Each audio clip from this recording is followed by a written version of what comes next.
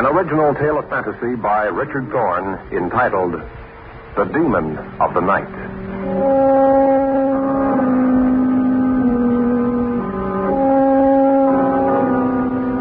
There are two ways of looking at it. Either one believes that they died accidentally from natural causes, or else we have to admit that there was something in the darkness, waiting for them, waiting for anyone who would be unsuspecting enough to walk alone at night. I leave it up to you. Decide for yourself whether Raphael Sebastian was a maniacal killer, or whether he was what so many people have called him, a creature of the darkness, spawned in the mind of evil in the darkness of night, running on all fours to leap upon his unsuspecting victim.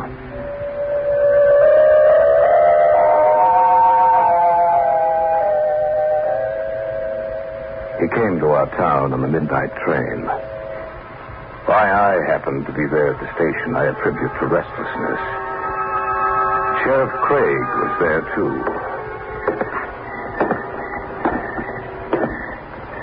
Who's that? Ken Parker, Sheriff. What are you doing down here? I couldn't sleep. She's right on time. Yeah. Why'd you come down here? I don't know. Figured I might as well walk down to the station and see who might be getting off the midnight train. Then you knew he was coming tonight. Who was coming? Sebastian. You mean the man who bought the old Glaymore place? That's right. No, I didn't. I'm kind of anxious to see him. It was funny the way he bought the place, wasn't it? Yeah. Calling up at night when the real estate office was shut down. Having old Matt Ryerson describe the place to him over the phone. Then mail him a check from that. I'm anxious to see how he looks. Now, here's the train. Right on time. Look back at the last car. Someone's getting off. Yeah, must be him. He's looking around. Supposed to meet him. Oh, he's coming this way. Maybe we can help him. Mr. Sebastian. You looking for someone? I insist by any servant on the head. He is supposed to meet me here. I guess he's late. I'm the sheriff. Al Craig's my name. Now, this here's Ken Parker. I'm pleased to meet you. How do you do? Did you come down here to see me? Yes and no. What do you mean by that? I was kind of interested in you. I mean, the way you bought the old Glaymore place and everything. I wanted to see the man who bought it over the telephone. And besides, I couldn't sleep.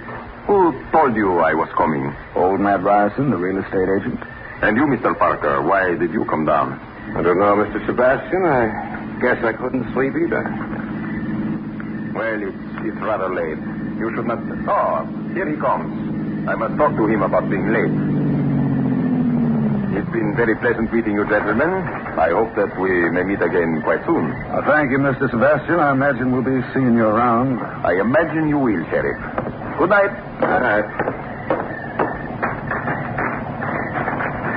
I get a funny feeling about that man, Ken. How do you mean? I can't explain it. His eyes look sort of funny. And his hands. Did you notice his hands? Yes, I did. Notice how they were just covered with hair? Thick and furry, just like an animal. I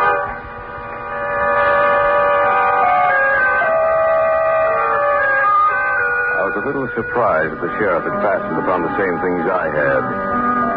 There was only one light on the deserted station platform, but Raphael Sebastian had stopped directly beneath it while he waited for his car. There was something strange about his eyes. But the thing which had sent an unaccountable tremor of fear through me was his hands. They were small hands, graceful and well-formed. They were covered with a thick coating of hair, and as Craig had said, they did remind one of the fur of an animal.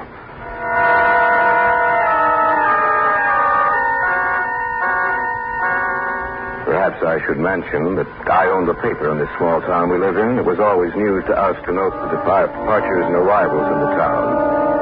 So I knew that Saturday, when the Gazette came out, it would have an item about Sebastian's arrival.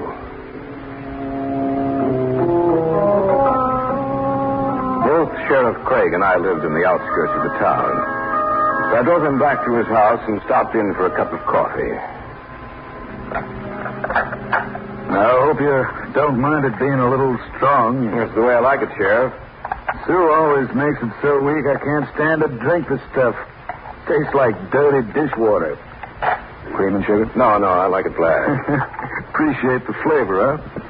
So do I. Paper getting along all right? Mm-hmm. You've been doing a good job since your father died, Ken. I didn't... Listen. Yeah, I hear it. Must be a dog. Ain't no dog. No dog ever howls like that. And what is it? Haven't been any of those critters anywhere near here in a long time. You mean that's a wolf? That's what it is.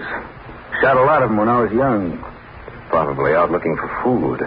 Maybe. There it is again. And it gives you the creeps, don't it?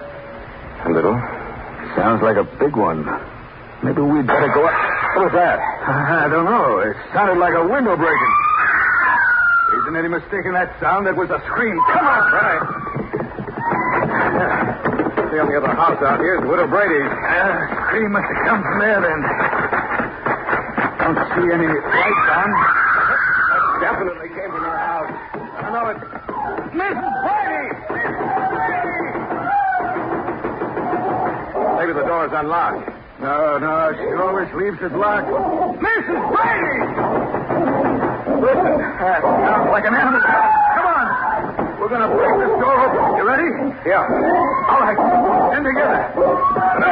Do it again.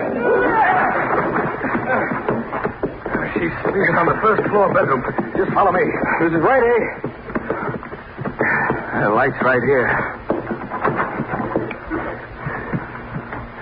Mrs. Brady. Some animal must have been in here. Look at her. It's a horrible way to die.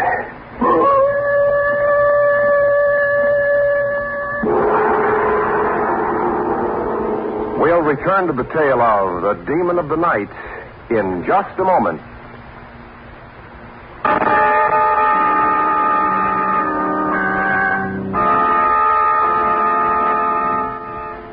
Back now to the Hall of Fantasy and the tale of the Demon of the Night.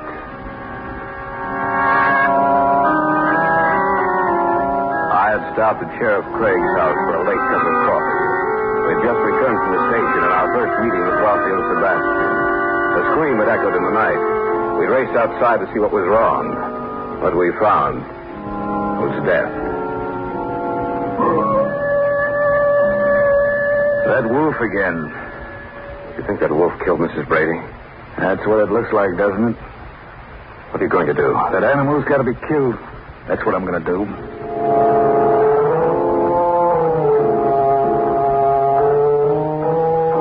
Craig went out by himself that night in an attempt to track the animal. But though the tracks were quite clear outside the broken window, it was impossible to follow them. By morning, a light rain had sprung up, and all traces of the tracks disappeared. I was at the paper the following day, getting everything ready to go to press.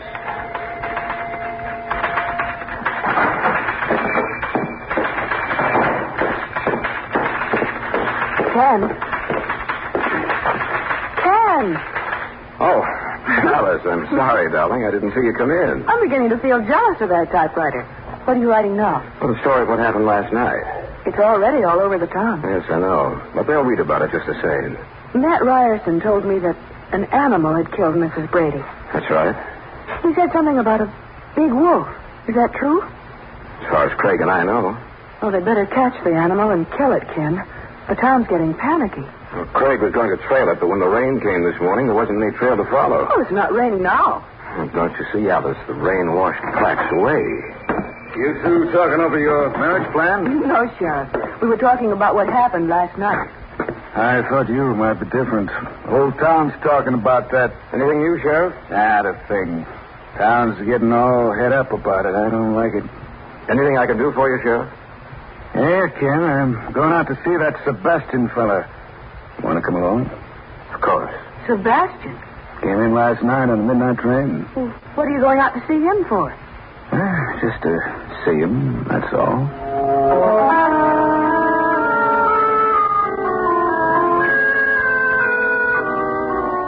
Sheriff Craig and I went out to his car, got in, and drove out to the old Glaymore mansion. It was a few miles out of town, well back from the highway. We turned into the gravel road that led to the house. It'll be pretty nice to see this old place fixed up. Certainly gone to ruin since Glaymore died. It will be nice to see it fixed up, but But what? yeah, I don't know. This killing's got me down. Don't worry, Craig. You'll get the wolf. I hope so. Well, we're here. Now, let's go. All right. Well, that rain this morning has certainly turned into a nice day. Kind of a day I like to go fishing. Yeah, me too. I guess that servant of his must have come out early to get the house in order. Use the knocker kit. Good afternoon, Sheriff. Afternoon, Mr. Sebastian. Are you here on business? A little. Won't you come in then? Thanks. You certainly cleaned it up in here. My servant Carlos was here for some time. Sit down if you will, huh? Now, what can I do for you? Last night, when you were driving out here, did you see or hear anything? I don't understand. Like a wolf. A wolf? That's right. No, I didn't.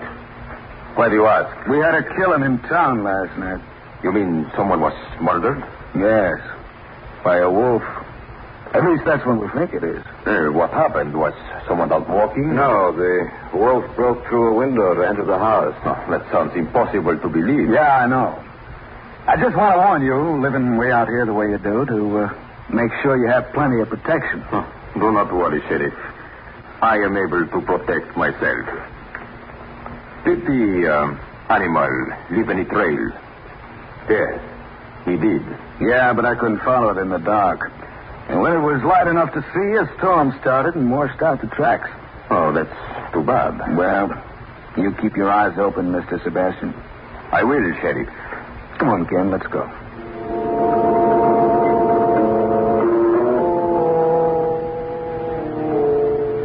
We went outside, got into the car, and started back to town.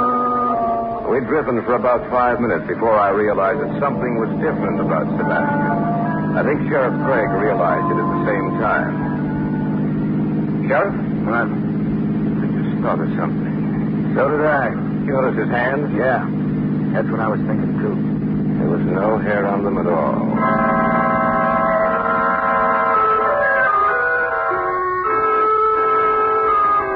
At first I thought we must have been mistaken the night before, but then I wasn't so sure. Both Sheriff Craig and I had seen his hands the night before. Both of us couldn't be mistaken. We didn't have much time for further speculation, however. I had to get back to the paper. I was behind in my work, and I had to make up for lost time. About 8 o'clock that evening, Alice came down to help me. We worked steadily until almost 11.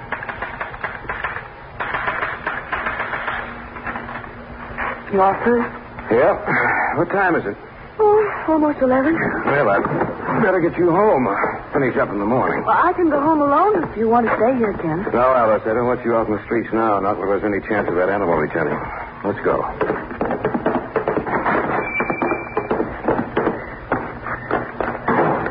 I've never seen the town look so deserted at 11 o'clock. You're all afraid. Oh, look, there's Sheriff Craig. Sheriff.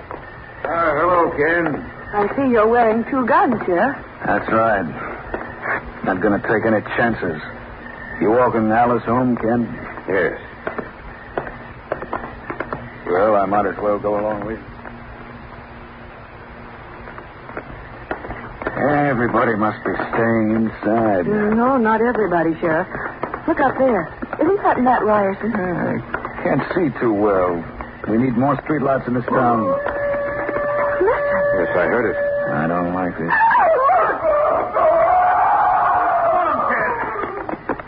There's an animal up there. It's tearing him to pieces. No, it's running away now. I missed him, doggone it. Matt, are you all right? Oh, a wolf with a human face. Oh. He's dead. Did you hear what he said, Ken? He said a wolf with a human face. You all You're listening to the tale of the Demon of the Night on this week's journey down the corridors of the Hall of Fantasy. We'll return to our story in just a moment.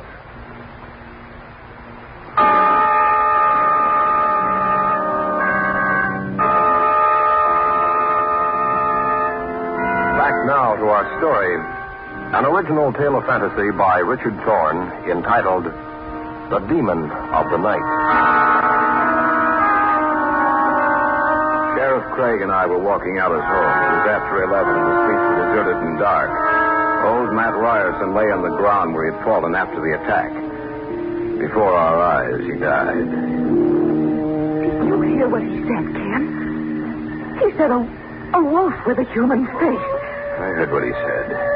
That thing out there in the darkness, whatever it is, it's got to be killed. What do you mean, Sheriff? Whatever it is. Just what I said. You think it's something besides a wolf? Well, I don't know for sure. What are we going to do with him? There's nothing much we can do. Isn't a pretty sight, is it? I guess I'll call Simmons. Then we'll drop you off, Alice. And then what? You'll come along, Ken. Then you and I'll follow the trail of that killer.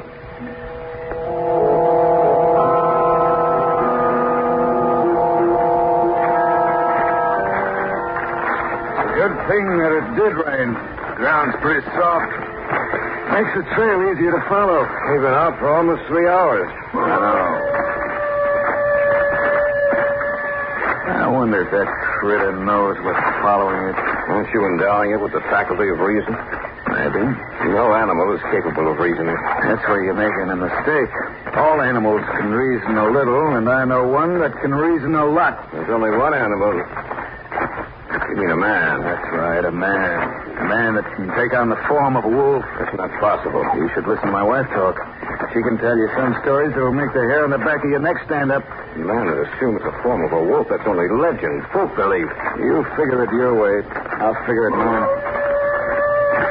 That critter's getting closer to us. You sure? Of course I am. We aren't tracking it anymore. It's tracking us. Maybe you've been wondering why I'm carrying 2 guns tonight. Well, here, one of them is for you. Thanks. We better stop. You, notice which way we've been traveling? North? That's right. And what lies north of the town? Nothing. Except the old Glamour place. That's where we've been heading. We aren't more than a half a mile away from it. You're really serious in believing that we're dealing with a werewolf. Dead serious. Listen. I heard something. Keep your eyes open. I can't see anything. Don't talk. Just shoot. Just look. Out. There it is. I see it. You hit it. We might as well stop. No sense shooting at the shadows. It's too far away by now. Did you notice which way we're going? North. Yeah, just about a half a mile towards the old Glamour place. You and me, we're going there, too. We're going to pay Mr. Sebastian a visit.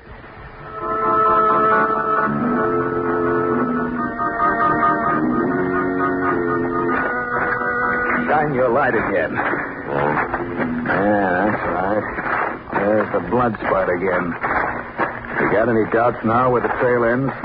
It's only 25 feet away from us. Look, the paw prints end here. That's right. And you see the bare footprints of a man. Now, do you believe me? I guess so. Now, when we get inside, you let me do most of the talking. All right. Use the knocker. Right. I wonder who'll answer the door, Sebastian or his servant. We don't have long to find out. I think someone's coming. Yes? Oh, it's you, Sheriff Craig. Mr. Parker, what can I do for you, huh? We'd like to come in and talk a spell. Well, it's rather late. What I have to say won't keep... Well, then, come in. How come your servant didn't open the door? Oh, why, he left my employ. I guess I must have missed him when he took the train. Yes, you must have. We can talk here. I see you have a bandage on your hand. Did you hurt it some way? I caught it. Now, what do you want to talk to me about? About 2 killings. And I think maybe a third What do you mean? The old woman that was killed last night, Widow Brady, you didn't know it. And Matt Ryerson, he was killed tonight. And your servant, when did he die?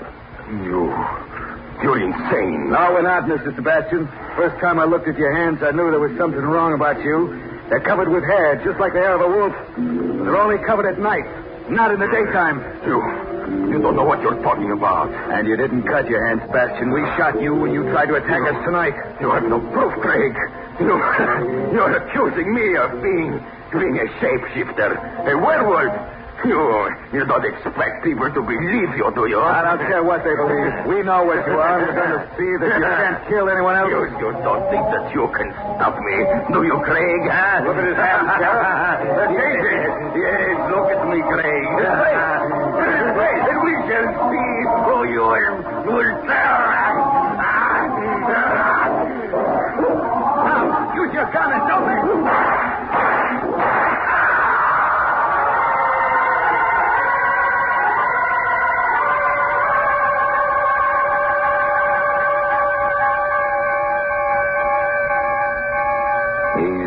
Dead. Are you sure? I wouldn't be making a mistake about that. No.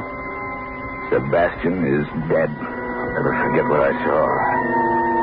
Right before our eyes, he changed. First into an animal, and then as he was dying, back into a man. You'd better forget it if you know what's wise. People aren't going to believe you now that he's dead. If he was alive and the murders went on, and then they'd believe you. But not now. Officially, I killed Sebastian in the line of duty for the murder of 3 people. Unofficially, and you and I know the truth, I killed a wolf who was the demon of the night.